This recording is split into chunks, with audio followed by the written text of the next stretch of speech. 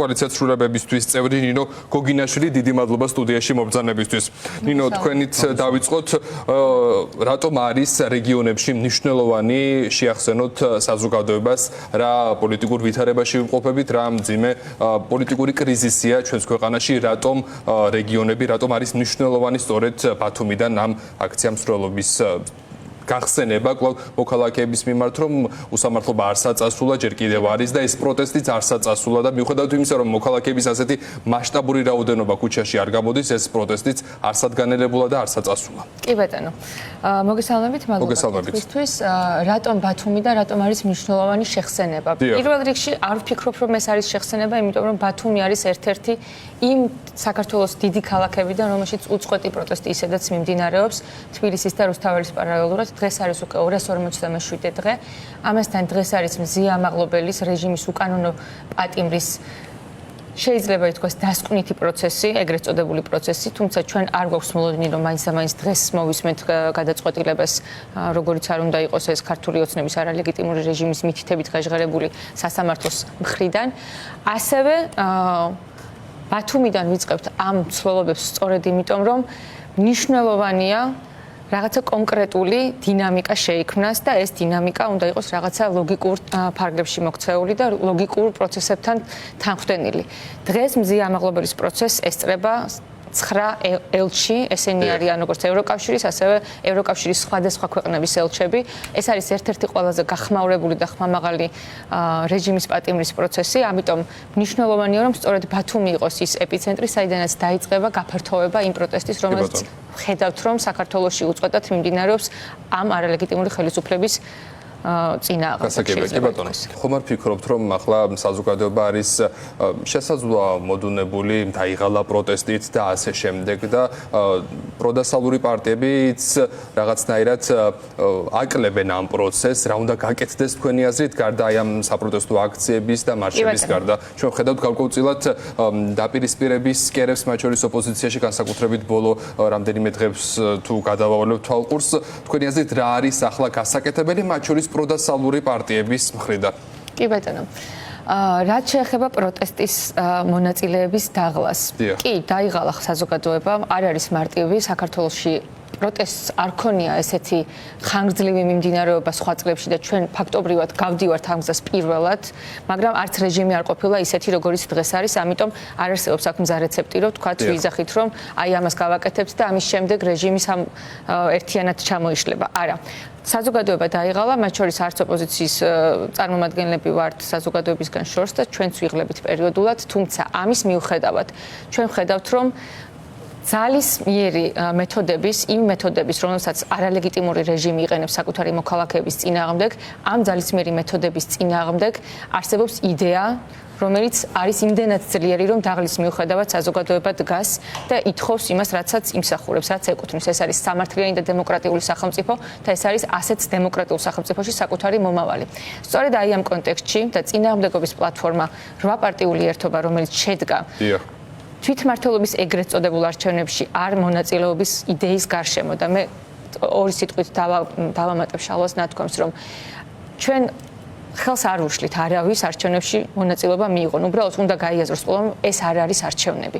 ეს რომ იყოს არჩევნები, ამ სიტყვის კლასიკური გაგებით ამ არჩევნებში ჩვენც მივიღებდით მონაწილეობას. ეს არ არის არჩევნები.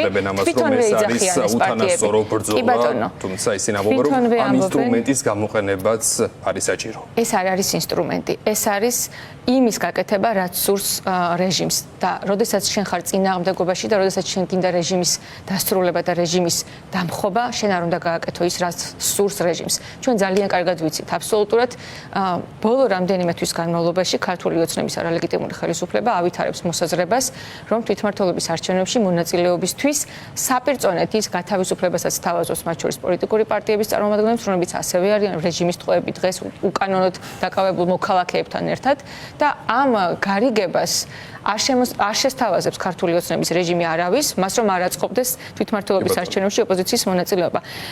და რაც ყველაზე უფრო მნიშვნელოვანია, პროტესტის გაძლიერება და წინააღმდეგობის ხაზის გაძლიერება მოხდება ყველა იმ ადამიანის იდენტიფიცირებით და ყველა იმ ადამიანის ჩართულობით, რომლებიც დღეს უკვე არიან ამ პროტესტის განუყოფელი ნაწილი და ასევე იმ ადამიანების შემომატებით, ვინც სხვადასხვა მიზეზის გამო შეიძლება დღემდე გუშინ, თქვათ, არ იყვნენ წინა ხაზზე, მაგრამ ამ ბრძოლას სჭირდება არა მხოლოდ წინა ხაზი. ბრძოლას სჭირდება შუა ხაზი და ბრძოლას სჭირდება ზურგის მხარე. ყველა ეს კომპონენტი აღებული პლუს დამატებული ამას საგარეო სანქციები, რომელიც ზუსტად ვიცით რომ მუშაობს და ასუსტებს ქართული ოცნების არალეგიტიმურ ხელისუფლებას. დამატებული ამას პოლიტიკური ოპოზიციის ერთიანობა და 8 პარტიული ერთობა არ არის პატარა ამბავი იმ სახელმწიფოში, რომელშიც დიდი ხანი ვერ ხერხდებოდა სხვადასხვა სახის დიდი გაერთიანებების შექმნა, პოლიტიკურ გაერთიანებას გულისხმობ.